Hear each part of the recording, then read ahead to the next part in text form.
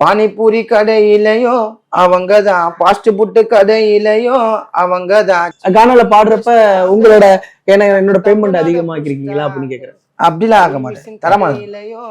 நீ சினிமாலாம் பாடு, இதெல்லாம் பாடு. இது வந்து இதுதான் வந்து இஷ்டம் இருந்தா பாடு, இல்ல வேற ஆளுக்குறாங்க. ஹிந்திக்காரங்களாம் பாட வந்துட்டாங்க இப்போ. அவங்க முதல்ல நுழைஞ்சாங்க, அப்புறம் குழஞ்சாங்க, கதைய கத்துக்குன்னு நம்மளையே புழிஞ்சாங்க. நான் ஒரு பாட்டு பாடியிருக்கேன், எழுதி பாடியிருக்கேன்.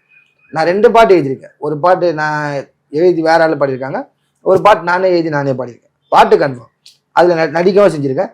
அது வந்து அந்த டைரக்டர் வந்து எனக்கு கொடுத்தது தான். நான் வந்து ஒரு கானா பாலா அவருக்கு தான் கேட்டாங்க, எழுதிட்டேன். கானா பாலா அவர் தான் பாட வைக்கலாம், டைரக்டர்லாம் பேசுறாங்க. இல்லைன்னா அவங்க கானா சிங்கருக்கு சம்பளம் கொடுப்பாங்க. இப்போ வினோத்தனா எவ்வளோ வாங்குறாருன்னு தெரியாது. இப்போ வினோத்தனா வச்சு நான் போடுவேன் அந்த பேட்டில். இப்போ கர்நாடிக் வாங்குறவங்கிட்ட போட்டி தான், யார் மாதிரியும் பொறாம கிடையாது. ரெக்கார்ட்லாம் நிறையா பண்ணியிருக்காரு, அவரை போல பாட முடியாது. ரேஞ்ச் அச்சார்னா அப்படி இருக்கும், இங்கே அச்சா அங்கே செவுத்துல போய் கேட்பாங்க, அவ்வளோ போஸ்.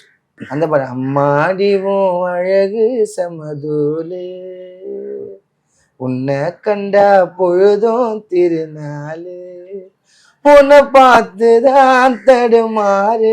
அசிங்கமான வார்த்தைலாம் பாடுறாங்க. இல்லை, நீங்க சொல்லுது புரியுது, நம்மளுக்கு அது பிடிக்காது, நம்மளுக்கு அது செட் ஆகாது. என்னை பொறுத்த வரைக்கும் நீ போய் ஒரு இடத்துல போய் உட்காந்து லேடிஸ்லாம் இருப்பாங்க, அங்க போய் நீ பாட முடியுமா? அது சென்னையோட இவர் தான் இந்த கானா பாடகர்னா மாஸ் இப்போதைக்கு இருக்கிற ட்ரெண்ட்ல அப்படின்னு சொல்லணும் அப்படின்னா நீங்க யார சொல்லுவீங்க? இப்ப யாரு, நம்ம அண்ணன் விண்ணத்தினம் தான் மாஸ்ல இருக்கிறாப்புல. அவரை எல்லாருக்குமே கானா கேட்கற, கானா எங்கெங்கெல்லாம் கேட்கறாங்களோ அங்க கானா விண்ணத்தினாவே தெரியும். கானாவை தவிர்த்து மற்ற கிளாஸ் பீப்புள், A கிளாஸ்ல இருந்து C கிளாஸ் வரைக்கும் தெரிய வச்சு அவர் பண்ண பிக் பாஸ்ல பண்ண விஷயம். அவர் நார்மலா பேசுறது அது. அதுல வெறும் ஒரு 50%ல 25% தான் போட்டிருப்பாங்க. அவர் டைட்டா கலையப்பாரு, பயங்கரமா கலை. சினிமால பாடுறதுக்கு முன்னாடியும் சினிமால பாடினதுக்கு அப்புறமும் பிரான்சிஸ் அவர்களோட சேலரி இன்க்ரீஸ் ஆயிருக்கா? சேலரியில இன்க்ரீஸ் ஆனா சினிமால இன்க்ரீஸ் ஆயிருக்கு. இப்போ நான் வாங்கின கானால சேலரிலாம் வந்து ரொம்ப மோசம். அதை விட கம்பேர் பண்ணா சினிமால இன்க்ரீஸ் ஆகும்.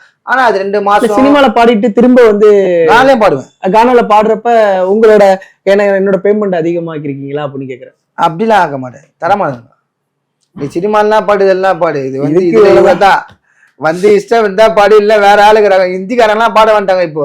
கானா பாடுறதுக்கு அங்கிருந்து பீகார்ல இருந்து புல்லா வந்துட்டாங்க. இப்போ நம்மளுக்கு ஆளே கிடையாது. 1500 ரூபாய் குத்தா வாங்கிக்கிற, 2000 ரூபாய் குத்தா வாங்கிக்கவல் தான். இப்படி சொன்னனால நான் இந்த கேள்வி கேட்கிறேன்.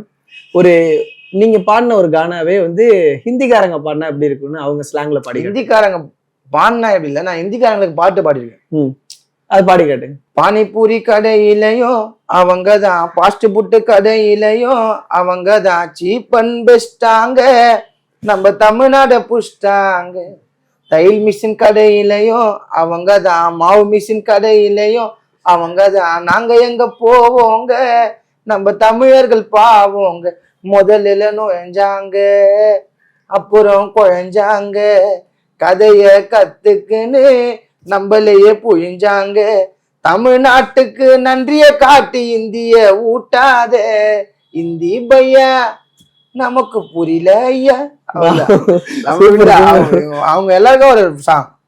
அந்த வார்த்தைகள்லாம் ரொம்ப ரசிக்கப்படியா இருந்துச்சு, ரொம்ப கேஷுவலா எல்லாரும். அதான் நான் சொல்றேன், இப்ப நீங்க வந்து அது அப்படி எதுனா புரியல. இப்போ எல்லாம் ஜென்சி பசங்களாம் என்னன்னு தெரியல, அவங்களுக்கு வந்து ஒரு வார்த்தையில சொல்லி புரிய நம்மளுக்கு. ஒரே வார்த்தையில நான் வந்துட்டேன், சாப்பிட்டேன், கிளம்புறேன். இதை நான் வந்துட்டேன், சாப்பிட்டேன், கிளம்புறேன். இதை நீங்க எப்படி ஒரு வாரத்துல சொல்ல முடியாது. அதை கூட அவங்க அவ்வளவு சுருக்கில் வந்துட்டாங்க. அப்படி அப்படி ஆயிட்டாங்க ரொம்ப. இப்ப ஜென்சி வந்து அவ்வளவு டெக்னாலஜி வளருது. சின்ன பசங்க தான் இப்போ. கானா சிங்கர்ஸ்க்கு வந்து யங் டைரக்டர்ஸ் வந்து அதிகமா வாய்ப்பு கொடுக்குறாங்களா? முன்னாடி இருந்த டைரக்டர்ஸோட சினிமா துறையில வந்து யங் டைரக்டர்ஸ் எல்லாம் வந்ததுக்கு அப்புறம் தான் வாய்ப்புகள் அதிகமா கிடைக்குதுன்னு நினைக்கிறீங்களா? ஆமா, எனக்கு தெரிஞ்ச அதான். பழைய டைரக்டர்லாம் கூட மாட்டாங்க. அவங்கலாம் வந்து ஒரு பாட்டு பாடுறதுக்கு மியூசிக் டைரக்டர் தான் கூப்பிடுவாங்க.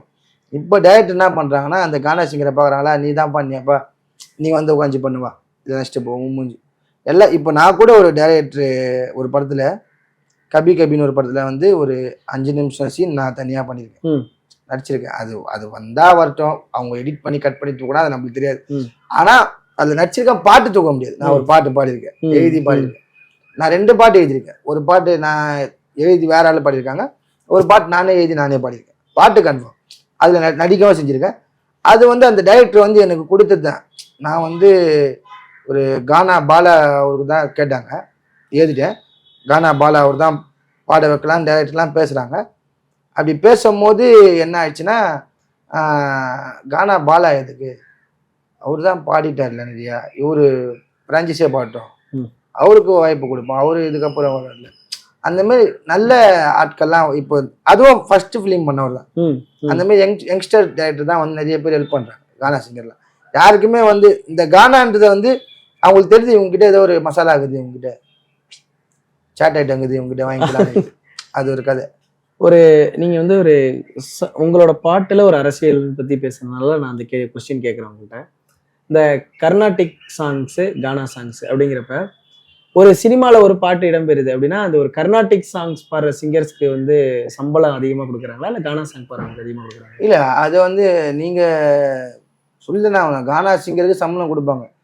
இப்ப வினோத்தனா எவ்வளவு வாங்குறாருன்னு தெரியாது. இப்ப வினோத்தனா வச்சு நான் போடுவேன் அந்த பேட்டில். இப்போ கர்நாடிக் வாங்குறவங்கிட்ட போட்டி தான், யார் மாதிரியும் பொறாம கிடையாது. கர்நாடிக் சிங்கர் எவ்வளோ வாங்குவோம், அவங்க ஸ்ரீராம்லாம் வந்து வாங்குறாப்புல 10 லட்சம் வாங்குவாப்புல ஒரு பாட்டு பாடுறதுக்கு.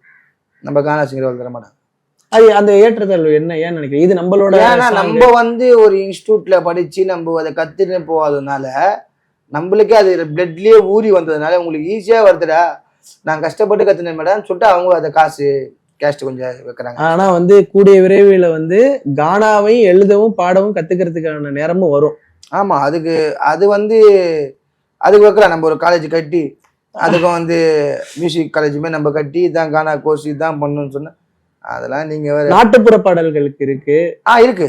அதை இப்ப இது வந்து ஒரு ஒரு ஒரு ஒரு ஏரியாவுக்குள்ள ஒரு ஸ்லாங். அதான் இப்ப எனக்கு தெரிஞ்சு வட சென்னையில கானா ஒரு வட்டார வழக்குக்கான ஒரு கலை இது. இப்போ நம்ம வட சென்னை இந்த சைடு இந்த பாண்டிச்சேரி இந்த சர்க்கிள்ல வந்து பாத்தீங்கன்னா இந்த கானாங்கிறது வந்து இப்போ கானா மோஸ்ட்லி அங்கங்க எல்லா இடத்துலயும் தமிழ்நாடு முழுக்க இருக்கு. அதே போல ஒரு இடத்துல இப்ப நாட்டுப்புற பாட்டு, கிராமிய பாடல்கள், வில்லு பாட்டு அப்படின்னு சொல்லிட்டு அதுக்கும் கலை இருக்கு. அதுக்கும் வந்து ஆய்வாளர்கள் PhD பண்றாங்க, டாக்டர் வாங்குறாங்க. சோ அப்படிங்கிறப்ப கானாக்கு டாக்டர் இவர் வாங்கியிருக்காரு, கானா பயணி வாங்கியிருக்காரு, கானா உலகம் டாக்டர் பயணி. அந்த மாதிரி நிறைய பேர் இனி ஒரு வரணும். அவர் என்ன அம்பேத்கர் பாட்டுல வந்து சூப்பரா எழுதி பாடி அந்த மாதிரி அவர் அந்த டைம்ல ரெக்கார்ட்லாம் நிறைய பண்ணியிருக்காரு. அவரை போல பாட முடியாது. ரேஞ்ச் அச்சார்னா அப்படி இருக்கும், இங்க அச்சா அங்க செவுத்துல போய் கேட்பாங்க, அவ்வளோ போஸ். அதெல்லாம் வராது. அவங்களாம் என்ன சாப்பிட்டாங்கன்னு தெரியல, அவ்வளோ பெரிய தொண்டியா என்னன்னு தெரியல, அப்படி பாடுவாங்க. பாட்டு கத்துறதுலாம் இல்ல, குரலே கணீர்னு இருக்கும். அது நோட்ல இருக்கும். அவங்க அந்த கர்நாடிக் கத்துனவங்க கூட அந்த நோட்டு எப்படி ஏத்தாருன்னா அது அந்த மாதிரி அந்த நோட்டு இருக்கும் அவர்கிட்ட, அது கஷ்டம். அது இவரு பயணியப்பா சூப்பரா போடுவார், அதனால அவர் கொடுத்தாங்க டாக்டர். ஈஸியா கொடுத்துட மாட்டாங்கல்ல. அந்த மாதிரி நீங்க சொல்ற மாதிரி எல்லாருக்குமே வந்து இதுல ஒரு பட்டம் வாங்கணும், இதுக்குன்னு தனியா ஒரு இது கட்டி அதுக்கு அனலகிறவங்கலாம் ஒத்திமையா இருக்கணும், அதுக்கு ஒரு இது பண்ணணும். இது நான் சொல்ல தெரியல. நீங்க வந்து நிறைய இடத்துல வந்து பாடியிருப்பீங்க, கீழே உட்காந்து பாடியிருப்பீங்க, மேடையில நின்றுட்டு பாடியிருப்பீங்க. ஸோ இப்படிலாம் பாடிட்டு இப்போ நீங்க ஒரு ரெக்கார்டிங் ஸ்டுடியோல, ஒரு மியூசிக் டைரக்டர் ரெக்கார்டிங் ஸ்டுடியோல அதெல்லாம் வந்து ஒரு ஹை குவாலிட்டியான 360 மைக்கு, ஸோ இதெல்லாம் வந்து ஒரு வாய்ஸ் மானிட்டரு அதெல்லாம் வச்சு பாடுறப்போ உங்களுக்கு அந்த ஃபீல் எப்படி இருந்துச்சு? ஃபர்ஸ்ட் டைம் ரெக்கார்டிங் போகும்போது சபேசனா கிட்ட பாடும்போது அந்த ஃபீல் வந்து பயங்கரமான ஃபீல். எஸ்பிபி மாரி ஆயிடுச்சு எங்களுக்கு அதை மாட்டின காதில். ஐயோ நம்ம தாண்டா சிங்கர்னு. அது அப்படியே போ அப்படியே அதுலேயே கற்றுக்குன்னு கானால பாடுறது வந்து ஆடியன்ஸ் இருப்பாங்க, அங்கே வந்து ஸ்ருதி மிஸ் ஆகும், அந்த தாளம் கூட மிஸ் ஆகும், வைப்பு தான் மிஸ் ஆகும். அங்கே வந்து ஸ்ருதி தாளம் இம்பார்ட்டன்ட், அங்கங்க கலைஞ்செல்லாம் கவலை கிடையாது, ஆனா வைப்பு தான் முக்கியம். என்கேஜா வச்சிருக்கணும். ரெக்கார்டிங் ஸ்டுடியோவில் வைப்பு முக்கியம்னா அவங்க போடுற மியூசிக்கோட வைப்பு இருக்கும். ஆனா அங்க நோட்ஸ் ஸ்ருதி இதெல்லாம் அவங்களுக்கு தேவை, அது கொஞ்சம் கஷ்டம் தான். நாங்கெல்லாம் இப்பதானே கத்துன்னு பாடுறோம், கத்துன்னு தானே இருக்கோம், ஒன்று ஃபுல்லா கத்துல. அதான் டைரக்டர் சொல்லுவாங்க, மியூசிக் டைரக்டர் சொல்லுவாங்க, இது பாடி காட்டுக்கணும். அவங்க பாடுவாங்க, அதை அப்படியே வாங்கி மிமிக்ரி மாதிரி பாடிடணும். மிமிக்ரி பண்ணா போதும், நம்மளுக்கு மிமிக்ரி தான் பாட்டலாம். இப்ப வந்து உங்களை அதிகமா ஸ்டுடியோல வந்து கஷ்டப்படுத்தின மியூசிக் டைரக்டர் யாரு? ஆக என்னடா இவங்கள்ட்ட வந்து மாட்டிக்கிட்டவே அப்படின்னு நினைச்ச மாதிரி நம்ம கத்துக்கணும். மாட்டிக்கிட்டமே இல்ல எல்லாருக்கிட்ட நான் பாடிடுவேன், டென்மான் கிட்ட மட்டும் தான் பாட முடியும். கரெக்ஷன் பண்ணிட்டே இருப்பாங்களோ. அவரு தான் வந்து அவரோட மியூசிக் ஜனதே வேற. ஒரு கானா சிங்கர் நான் அதில் ஏறதுக்கே எனக்கு வந்து ஒரு இதுவாயிடுச்சு. ஆனால் அவர்தான் ரெக்கார்டிங்கில் போனால் ஒரு சின்ன இதுவானா கூட பயந்து இருப்பேன். இவர் என்ன சொல்லுவார், திட்டுவார், இது பண்ணுறாரு. அவர் அந்த இடத்துல அவர் ஃபயராக இருப்பார். அதில் அவர்கிட்ட மட்டும் தான் ஒரு பயம் இருக்கும். ஆனால் அங்கே இருந்துட்டு பண்ணிட்டு நான் வேற இடத்துல போகும்போது நான் அசால்ட்டாக அடிச்சுட்டு போயிடுறேன். ஏன்னா கற்றுக்கிறதுக்கும் நான் போய் அங்கே எக்ஸிக்யூட்டிவ் பண்ணுறதுக்கும் இவருக்கிட்ட தான் கற்றுன்னு போயிட்டு அங்கே நான் சொல்கிறேன். அப்போ எனக்கு அதுனா ஓகே. அப்போ அதனால தான் அவர் அத்தனை மிஸ்டேக் சொல்கிறது. மிஸ்டேக் சொல்லு பாடு, மிஸ்டேக் நம்மளை சொல்லி அவருக்கு தான் கொஞ்சம் ஜர்க்காக இருக்கும். ஐயோ எப்போ ரெக்கார்டிங் முடியும், எப்போ நம்ம ஓகே ஆகும், எப்போ ஓகே டேக் ஆகும்னு ஒரு இது இருக்கும். இப்போ ஏஆர் ரஹ்மான் சார் கூட கானா பாடல்கள் வந்து அவர் படத்தில் கொண்டு விட ஆரம்பிச்சிட்டாரு. ஆமாம், வாட்டர் பாக்கெட்டு படம் கூட பாட்டு கூட வந்துச்சு. ஸோ அந்த மாதிரி உங்களுக்கு வந்து எந்த மியூசிக் டைரக்டரோட ஃபியூச்சரில் வந்து ஒர்க் பண்ணணும்னு ரொம்ப ஆசை? எல்லா மியூசிக் டைரக்டர்கிட்ட ஒர்க் பண்ணணும்னு ஆசை. ஒரு மியூசிக் டைரக்டர் சொல்லிட்டு ஒரு ஆடத்துக்கிட்ட கோச்சிக்காதுனால அந்த மாதிரி வந்து இது எல்லா மியூசிக் டைரக்டரும் நம்மளுக்கு பிடிக்கும். எனக்கு ரொம்ப அவர்கிட்ட போய் பண்ணனா இமான் சார்கிட்ட போகணுன்னு ஆசை. ஏன்னா எனக்கு அவர் லவ் பாட்டெலாம் ரொம்ப கேட்பேன். அதிகமாக போட்டு நம்ம லவ் தான் நான் நல்லா எழுதுவேன். இப்போ சினிமாவில் எனக்கு லவ் பாட்டு எழுதுறதுக்கு வர மாட்டேது. வேற பாட்டு தான் வந்து இருக்குது. ஒரு லவ் பாட்டு நான் 10 இந்த வீடியோ பார்த்துட்டு உங்களுக்கு லவ் பாட்டு எழுத நிறைய வாய்ப்பு. அந்த லவ் பாட்டு கொடுத்தா என் லோக்கல் ஸ்டைலும் ஒரு ஐஃபையான அந்த அண்ணநகர் லவ்வும் வடச்சென்னை லவ்வும் சேர்த்து ஒரு லவ் எழுதி கொடுத்துருவேன். அது லவ் தான். அதனால இமான் சார்கிட்ட ஒரு பண்ணணும் ஒரு ஆசை, எழுதணும்னு ஒரு ஆசை. அவர்கிட்ட சொல்றேன். ஏன்னா எல்லாருக்கிட்டையும் எனக்கு ஆசை தான். அவர் பாட்டு நான் அதிகமாக கேட்டிருக்கேன். இமான் சாரோட அந்த லவ் சாங்ஸ் வந்து உங்களுக்கு அதிகம் ரொம்ப எங்க போனாலும் போட்டு வச்சுட்டு அவர் பாட்டு தான் கேட்டு டிராவல்ல பண்ண. இமான் சார் மியூசிக்ல உங்களுக்கு பிடிச்ச ஏதாவது ஒரு பாட்டு, நிறைய லவ் சாங் ஏதாவது ரொம்ப பிடிச்சது, அடிக்கடி முணுமுணுக்கிறது, உங்க ஒய்ஃப்ல பாடி காட்டுறது? இல்ல நீங்க உங்களுக்கு என்ன பாட பிடிங்க? இந்த அந்த பாடம் அம்மாடிவும் அழகு சமதூலே உன்னை கண்டா பொழுதும் திருநாளு உன்னை பார்த்துதான் தடுமாறுற புயல் காத்துல பொறியாகுற அடிமாடு நான் விரண்டோடுற ஒரு வார்த்தை சொல்லு உயிர்தாரு. அது நம்மளுக்கு வேற. அவரு அந்த நம்ம அதை பாடணும்னா ஆனா அந்த டியூன் நம்மளுக்கு பாட்டேன் அந்த ஒரு ஃபீல் தான். அந்த ஃபீல் தான் அவர் பாட்டு எல்லாமே ஒரு ஃபீல் தான். அது பாடும் போதே அவர் ஃபேஸ் நான் பக்கத்துல இருந்து பாக்குறேன். அவ்வளவு வெக்கப்பட்டுட்டே பாடுறாரு. அவ்வளவு சந்தோஷம் இருக்கு இந்த பாட்டு பாடுறது. வெக்க ஆனா எனக்கு வந்து லவ் அவர்கிட்ட அதை பிடிக்கும். அந்த லவ் பாட்டு பிடிக்கும். அதனால்தான் அவர் நம்மளுக்கு இப்ப கூட சொல்றேன், அந்த நான் பாடின பாட்டு கூட தப்பா தான் இருக்கும். ஆனா அவரு அதை கரெக்டா பண்ணிருப்பாரு.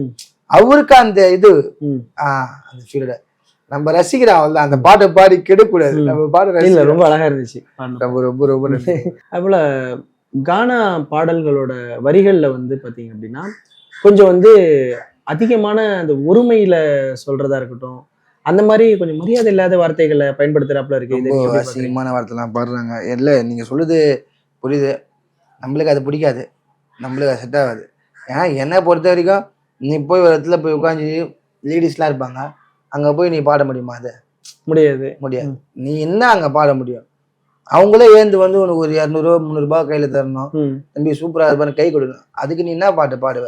ஒருத்தவங்க மூஞ்சி சொல்லிக்கூடாது. அதுவே தெரிய மாட்டேது சில பேர். அது அந்த வயசு கோளாறுல வந்து நான் இப்படி பாடினாதான். இப்போ நான் கூட ஒரு டைம்ல வந்து ரவுடி பாட்டு பாடினாதான் கேட்கறாங்கன்னு பாடல.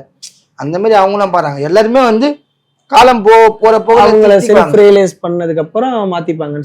அவங்க மாத்திக்குவாங்க. சென்னையோட இவர் தான் இந்த கானா பாடகர்னா மாஸ் இப்போதைக்கு இருக்கிற ட்ரெண்ட்ல அப்படின்னு சொல்லணும் அப்படின்னா நீங்க யார சொல்லுவீங்க? இப்ப யாரு? நம்ம அண்ணன் விண்ணத்தினம் தான் மாஸ்ல இருக்கிறாப்புல. அவர் தான் குச்சி ஓத்தாஹே. அவர் தான் மாஸ்ல இருக்கிறாரு. அவரு வினத்தனா பாத்தீங்களா? அவரு பிக் பாஸ்ல போட்டாங்களே. ஆமா. அவரு கூட எத்தனையோ வருஷமா அவரு இருக்காரு. ஆமா. அவருக்கு கடவுள் எப்ப கொடுத்தாரு பாத்தீங்களா? G5 செல்லு வரதுல இருந்து அவர் பாட்டை கேட்டிருக்கீங்களா? அவர் தான் கானா இந்த இளைஞர் கானா அவர் தான் ஸ்டார்ட் பண்ணி அவர் தான் அதை பண்ணாரு. ஆனா அவர் அப்பத்துல இருந்து பாடினாரு. எல்லாத்துக்கும் போயிருப்பாரு, கொண்டிருப்பாரு, இது பண்ணிருப்பாரு. இந்த ஒரு ஒரு ஒரு ஒரு போயோட உச்சனாங்க எல்லாருக்குமே டோட்டல் தமிழ்நாட்டுக்கே தெரிஞ்ச மாதிரி ஆகும்ல.